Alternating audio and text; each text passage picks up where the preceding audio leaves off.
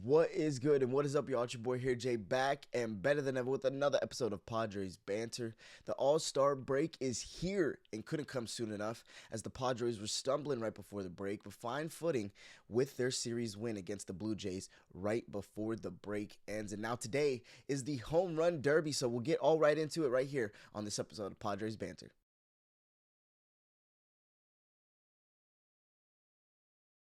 What's up, y'all, and welcome back to another episode of Padres Banter. Man, thank goodness the All Star break is here, y'all. Thank goodness it is here. It needed to be here. Couldn't come soon enough because of how this team has been playing lately. And I know they got this series winning, and it's great. That's good, especially going in to the All Star break, and that's what you want to go do right before getting into the All Star break. But just some lackluster ball as of late, and we'll get right into it right here on this episode of Padres Banter. But man, it's been a little bit of a struggle bus, and this All Star break couldn't come soon enough, like I had said. And I'm glad that we're here. We get some rest, and hopefully, all these players that we have rested that aren't in the All Star game are gonna get some good rest and not take take it for granted and not do what they need to do in order to be ready for this back half of the season, because we all know how this back half of the season is. It's a absolute sprint. It's not a marathon. I understand that the full season is a marathon, but this back half, the second half of the season after the All-Star break, everybody knows it's a full dead sprint. So let's get right into it, guys. Since we have last chatted, the Padres are 5-7 in their last 12 games. After getting swept by the Cubs, they went ahead and lost 3 of 4 to the Dodgers, then proceeded to split a series with the Diamondbacks in San Diego in 4 games before finally breaking through and winning their last series before the All-Star break this week. And starting today with the MLB Home Run Derby, the All-Star break begins, and I cannot wait. It's going to be exciting, which is back to the old format, by the way, which we will get into a little bit later after we dissect a little bit of Padres ball. But Padres Baseball Home Run Derby and All-Star rosters all here on Padres Banter. In this series before the All-Star break, the Padres finally go out and get the job done, winning their series versus the Toronto Blue Jays, especially after a Game 1 loss in the series against the Blue Jays. It feels even that much better, but the Pods have been on a roller coaster of emotion in the past couple of series before the All-Star break, as it could not come any faster in Game 1. As in Game 1, the Padres actually out-hit the Blue Jays 10-9, but the Padres would go and 1 for 7 with runners in scoring position and 9 left on base, which we all know has been an Achilles heel for this team this season. Not to mention taking a 2-0 lead and having nothing to add on until the 9th inning. Sears didn't have his best stuff today, but wasn't terrible, giving good innings and giving the Padres a chance with 4 1/3, 6 hits, 3 runs, a walk, 3 Ks on 72 pitches, but all was for naught as they managed to put runners on the base in the last inning, and we couldn't get the job done, couldn't complete the task and drive the runners in. But we did drive 1 run in, but it's just too late trying to get things going. A little too late to try and try to cook something up, especially when you score in the first inning. You want to add on to that however you can, whenever you can. But they went on to lose Game 1 in kind of weird fashion, and that's what's really been happening all year long. And I think that Padres fans can obviously attest to that. In game two of the series, the Padres needed to win to avoid going into the break with yet another series loss or split, and would manage to come out on top 8-7 thanks to a Ty France late home run in the 6th inning, who has been our MVP as of late, hitting over 275. Pods would answer after a 3-run shot by Vladdy. I mean, that's what I like to see with this team lately. A lot of fight. That I have been seeing lately. I know that the games haven't gone our way 100% of the time, but that's what I do like to see. And that's why it's been a little bit more intriguing to watch this Padres team because of the way that they play, baseball. I'm not saying it's 100% intriguing to watch the way that they play baseball, but it's getting better. It's getting better, and I feel like they're starting to be more competitive in their at-bats, being more competitive in what they want to do, and understanding that there's a little bit of a dire situation here. And this is my point. I don't know why we always have to put ourselves in this type of situation where we have to put our backs against the wall and be like, hey, we got to do something here. When realistically, just go out and start the season hot, or start trying to figure something out early on in the season and not have the second half of the season after the All-Star break to only figure it out. So that's what we're going to have to do this year again. But We would go also answer after Walker Bueller didn't have his best stuff, only going 2 innings in this game too. But positives after 3 consecutive innings with 2 runs to start the game was great to show and great to see. Honestly, 2 runs in the first, 2 runs in the second, 2 runs in the third. But we just got to hold the lead with our pitching, and it needs to be a tad better. But Miller, our sole all star this year, which we'll get into a little bit later, saved the day. Went in and saved the day, got his another save in game 3. Finally, yesterday in the rubber match, the Padres needed to win desperately and got it with some fight in the game after an up and down start by Herman Marquez. Pods would scrap, run across with much needed hits with runners in scoring position. And like I said, that's been an Achilles heel. So it was great to see it happen in the rubber match. Manny getting clutch hits, Cronenworth getting clutch hits, but singles and not extra base hits. That's what we need is lousy singles. I know they say lousy singles, but we don't need extra base hits, guys. We don't need the big hit all the time. It's great to see. It's great to, have and understand that we're getting a double and a triple, whatever. Everybody gets excited for those things, but a lousy single is all we need, and that's what I've been saying, right? Hitting with runners in scoring position doesn't mean that you're getting it, driving in a run. Just get a hit, get a lousy single, move the runners, move the ducks on the pond. That's what we want. We don't want the hero ball all the time, and I think that it's finally starting to hit people, hit our guys. Just like play ball. Stop playing, hero ball. Padres, like I said, would get 2 runs in the eighth to seal the deal and let Miller do the rest as he did secure the win 5-4 in the series win before the All-Star break. Pods went 3 for 6 with runners in scoring position and 6 left on base, but much, much improved. 3 and 6 with runners in scoring position. Like I said, needed hits when needed. Much needed hits when needed. And singles. We don't need the big hit. Jake going ahead and going the opposite way over the shortstop's head. Manny going up the middle. Thank you. Thank you.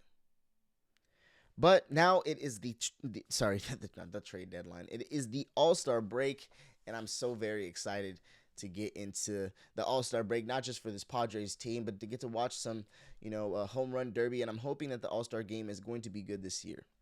I feel like it always tends to be pretty decent, but I just want a little bit of flair. I haven't had a chance to go ahead and watch the All-Star game in the past couple of years, and just been working. So hopefully, I got this Tuesday off. So I'm gonna be watching it and gonna watching the home run derby as well. Got today off, so wanted to go ahead and make these podcasts on the week off. But guys, I can't tell you how much this team needed this, especially with all the things that we got going on.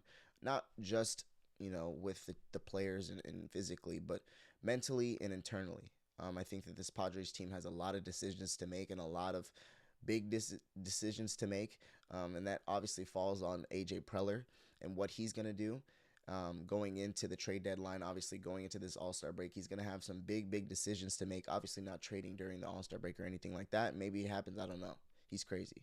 But there's just a lot of things to think about. I personally don't believe that we're going to be sellers at the deadline. I think that, we have, the contract issues, and we did get more money from the Feliciano family. But at the end of the day, I think that it's just not worth it. It's not worth it to try and go out and get what we think we need and spend all the money that we think we need to spend when truthfully, we have a very, very bleak farm system, and I think that we need to continue to rebuild that and not, deplete our farm system. If we are going to trade, it would be, a swap. If anything, I think that players on this team could possibly be getting moved.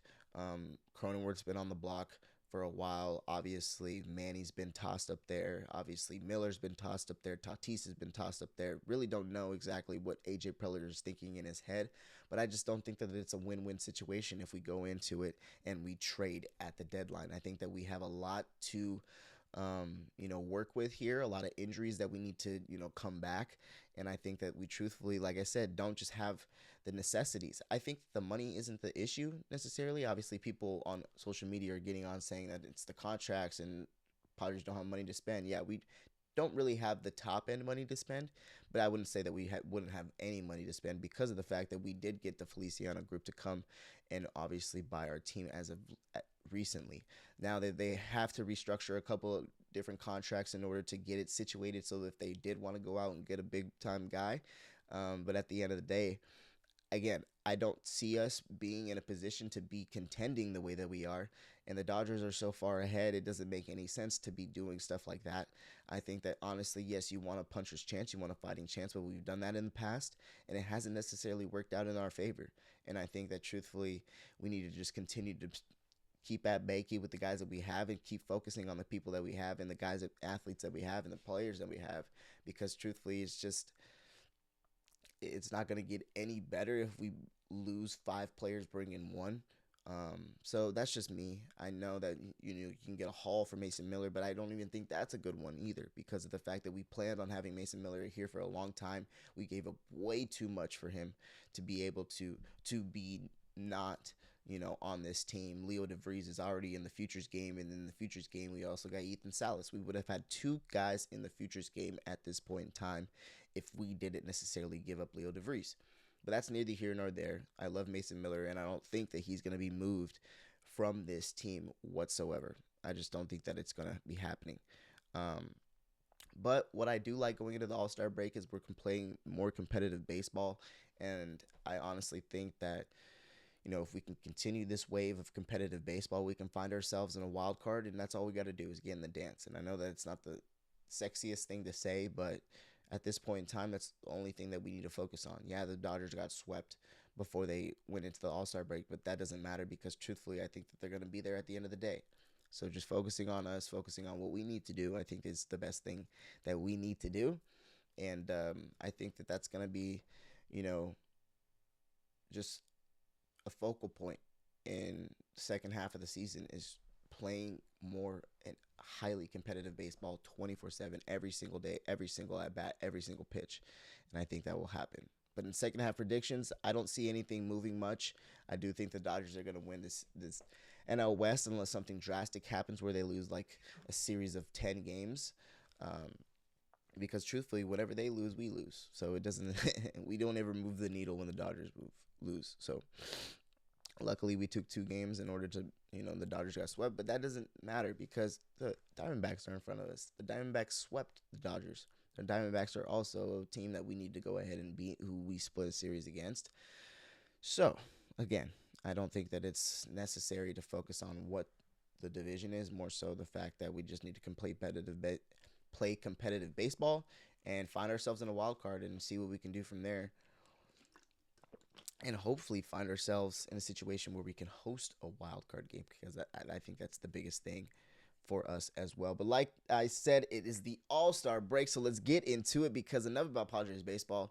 We got some All-Star baseball going on. The best players in the game are brought together in Philadelphia this year at Citizens Bank Park to go ahead and have the All-Star game in the Philly Fanatics home. And it's going to be fun to watch, guys, because we got two Phillies in the home run derby, and then we got a couple as well that are going to be in the All-Star game. But let's start with the home run derby, guys, because that is tonight, and I cannot wait at 5 p.m. I believe it is, if I'm not mistaken. But let's get into the 8-man roster that we have. Like I said, we got two Phillies from the hometown stadium going to be participating in this home run derby, which is going to be actually really, really fun. Usually is just one guy. We got two. Kyle Schwarber, Bryce Harper are the two guys named for the home run derby from the Phillies, going to be representing Philadelphia and the Phillies. Going to be awesome to see. I don't think I've ever seen Bryce Harper in a home run derby. Kyle Schwarber, obviously, coming back, see if he can defend his titles.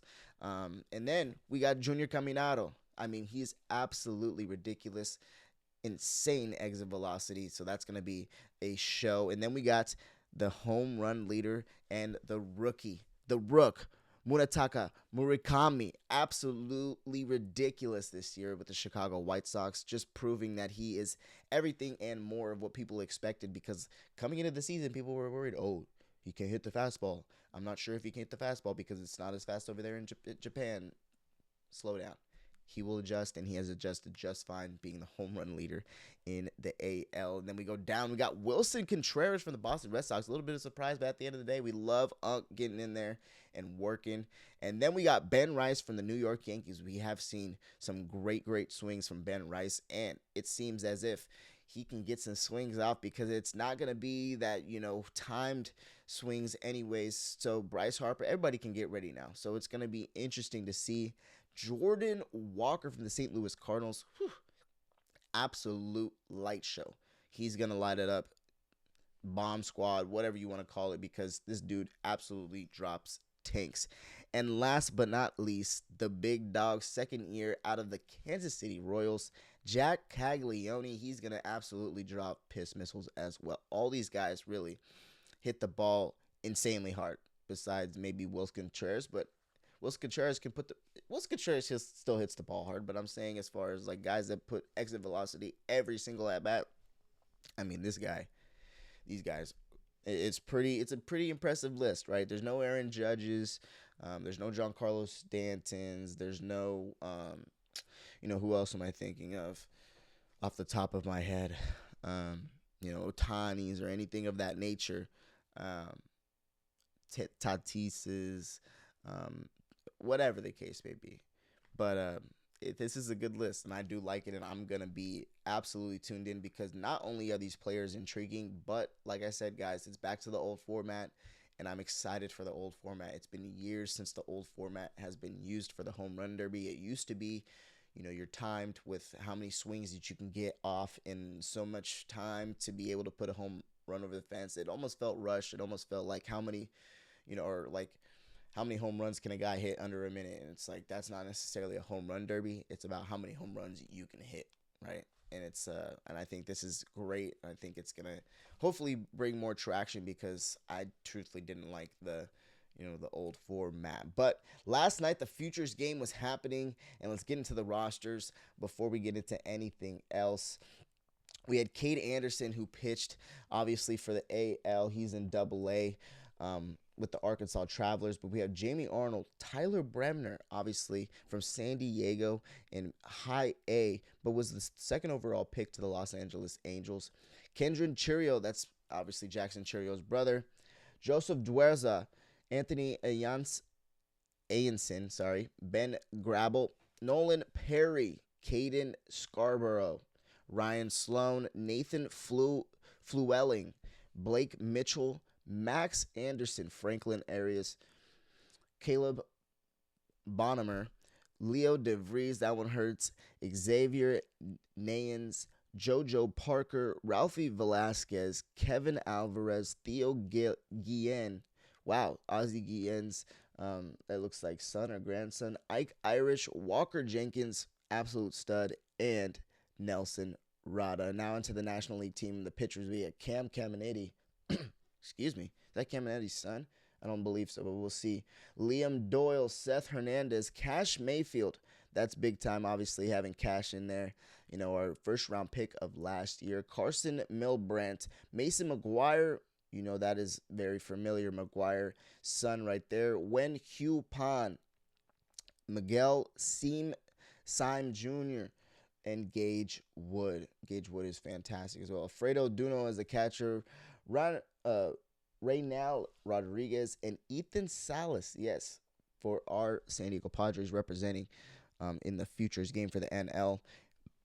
Ryan Clifford, Charlie Condon, Kaysen Cunningham, Gavin Killen, Jesus Made, Luis Pena, Ellie Willits, Roldy Brito, Josu De Paula, Edward Florentino, Josiah Hartshorn, Dakota Jordan, and Mike Sirota, and replaced players Kalen Culpepper, Cooper Ingle, Carlos LaGrange, Theron Lorenzo, and George Lombard Jr. Look, guys, these are your futures.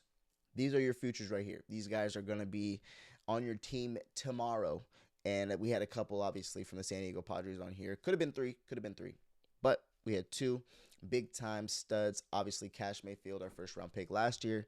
And then going on. And, of course, the man of the hour, Ethan Salas. He's now 20 years old in Double A still, but I think that wouldn't be surprised if he was on the opening day roster next season. I mean, guys, he's ridiculous. He's absolutely ridiculous. But we also went ahead and drafted in the first round this season Coleman Borthwick out of Freeport, Florida, 6'6", 245, 18 years old. He's committed to Auburn right now, a 50-50 decision, but we're hoping that with the draft and with this, the Padres drafting him, that it would sway his decision that he comes and joins the Padres and starts early, because truthfully, he is an absolute unit on the mound. And when you see the highlights, he's absolutely ridiculous. Upper 90s fastball can touch 100. Sliders at upper 80s as well. And can hit over 300, can hit over 400 apparently. I was talking on social media with some people. Don't know what they were saying on the broadcast, but it says that he could hit over 300. He could be possible two ways. So that is another thing to look out for that we want to go ahead and pay attention to. Our first round pick this season, absolutely ridiculous and absolutely fantastic. What I love to see for the Padres, especially since we need to rebuild our farm and rebuild our pitching more specifically. But let's get into the AL and NL rosters for the All-Star game before we get, before we end the show, because truthfully, guys, on Tuesday at 5 p.m., the best of the best are going to be on the greatest show on dirt in the All-Star game. In the American League, the starters we got this season, I am so happy to be announcing this name after covering him with NBC Sports Bay Area. It was absolutely fantastic to see him get the light that he deserved. But Shea Langoliers representing the AL as the starting AL catcher, having a fantastic season and one of the most underrated catchers I think in all of the game. At first base, we got Ben Rice from the New York Yankees. At second base, we got Ernie Clement from the Toronto Blue Jays. Absolutely ridiculous considering the fact that he was probably hurt, but he didn't start this year on the roster. Third base, Junior Caminero. Shortstop, Bobby Witt Jr. Outfield, Mike Trout. So happy to see Trouty in there, and I'm hoping that he can possibly play, but he got injured, obviously, so who knows? We just want to see him there, and I'm just happy that he is there as a starter because he's having a fantastic year, and of course, the Angels are not doing anything. Outfield, again, we got Riley Green from Detroit, Cody Bellinger from New York, and Yordan Alvarez is going to be the DH in the American League. No, Vladimir Guerrero was selected as the AL starting for baseman, but will not play in the game over Ben Rice. And his replacement at first is Nick Kurtz, will also not start due to injury. Oh, wow. So we got Vlad and Nick Kurtz who were supposed to start over Ben Rice, but now Ben Rice is going to be taking that. Aaron Judge and Byron Buxton were also selected as starting outfielders for AL, but will not play in the game. So hopefully Trouty will. But with the reserves, we got Dylan Dingler, from Detroit, Adley Rutschman from Baltimore, Travis Bazana from Cleveland. Absolutely fantastic year, and honestly, he just trickled in from the World Baseball Classic. Wilson Contreras from Boston, Kevin McConaughey, fantastic year so far as well from Detroit. Miguel Vargas, fantastic year as well from the Chicago White Sox. Munetaka Murakami, Chicago White Sox as well. Randy Rosarena from Seattle. Cedane Rafaela from Boston. Tristan Peters from the Chicago White Sox. Just fantastic year for the White Sox so far. And Yandy Diaz for the Rays. Starting pitching will be Dylan Cease, and most likely will be Dylan Cease to start the game. We got Parker Messick, Nick Martinez, Drew Rasmussen, Joe Ryan, Cam Schlittler, Ranger Suarez, and Michael Wacha. Note, Justin Verlander was named as the commissioner's legend pick, but will not be active for the game, so some relief pitching. We got Brian Baker, Aroldis Chapman, Jacob Latz, Cade Smith, and Louis Varland. Now on to the National League. It is another daunting team. At catcher, we got Drake Baldwin this year to start for the NL out of Atlanta. Freddie Freeman, obviously, first base. Ozzie Albies out of Atlanta. Another great comeback year for Ozzie, and I was I was just kind of predicting that he would have one of those years, especially a down year last year. Now in third base, Max Muncy from the Dodgers. Shortstop, CJ Abrams. Great to see him starting for the National League, having a fantastic year out of Washington. Outfield, Brandon Marsh from Philadelphia. Juan Soto from the New York Mets, and Andy Pages from the Dodgers. Kyle Schwarber will be the DH, and Shohei Ohtani was elected the NL's designated hitter, but will not play in the game.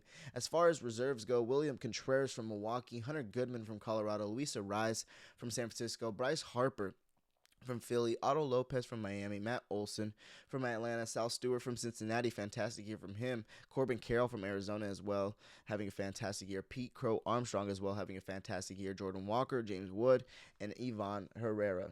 Fantastic. All of them having great years. And for starting pitchers, Braxton Ashcraft, Chase Burns, Jesus Luzardo, Max Meyer, Jacob Mizorowski, Eduardo Rodriguez, Chris Sale, Christopher Sanchez, Paul Skeens, Logan Webb, Yoshinobu Yamamoto, Justin Robleski, and Foster Griffin. And as far as relief pitching goes, Yohan Duran, Raisel Iglesias, Mason Miller the Reaper, and Riley O'Brien will be the roster for the NL. But guys, that is what we got going for this All-Star week. I hope that it will be a fantastic All-Star week in Philadelphia, and already looks to be fantastic with all the festivities going on there and stuff and whatnot. I'm hoping this home run derby is fantastic. I'm hoping it's competitive, going back to the old format.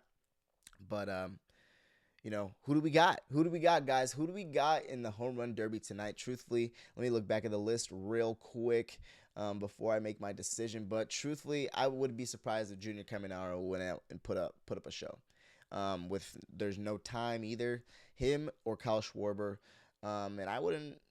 The first timers don't usually get it done, so Schwarber could get it done in his hometown too. So that would be another, no brainer as far as who's gonna win tonight. But man, it's been already a great start to the All-Star break, as Ethan Salas yesterday got a knock in the Futures game, and his swing's been looking great. He's been having a fantastic season with the San Antonio Missions, and been looking a little bulkier on the backside. Obviously, being a catcher, you gotta have some big legs, but really been filling into his body really well. And we're just hoping that he continues to stack days and stack these games, and continue to gain experience and get up to that level soon, because right now the Padres are in dire need of some starting catching, right? We have Luis Campusano, obviously, who's trying to find his way, and it's been a process, if we can say so ourselves. And then we got Freddie Fermin, obviously, who's been on the IL as of late. So there's and Rodolfo Duran, who is a little bit older, minor league player. But either way, guys, we just need some starting catching. We just need some solidarity back there. And I think that with Ethan hopefully coming out in the future, it'll be everything that we hope for, because he's been much, much, much, waited upon. And I don't want it to get too, crazy with the expectations. But we do expect a lot from Ethan to come up. But it was awesome to see him get a knock yesterday in Philly against one of the best pitchers, apparently one of the best pitchers in all of baseball's prospect rankings list. But in the end, the Padres are still in contending position, guys, after this All-Star break. When we get into this, sprint after this marathon and after this break, the players much need. We are still in a contending position, and as a fan, I can't be too upset. The expectations have made this season and other years harder to understand and watch, because we have been, promised things, and but I wouldn't say that we've been promised things. I would say that we have been, more told that things will come. And as fans, and as a San Diegan, we're eager for that one day. And I think that obviously the expectations put a lot of pressure on people, as rightfully so.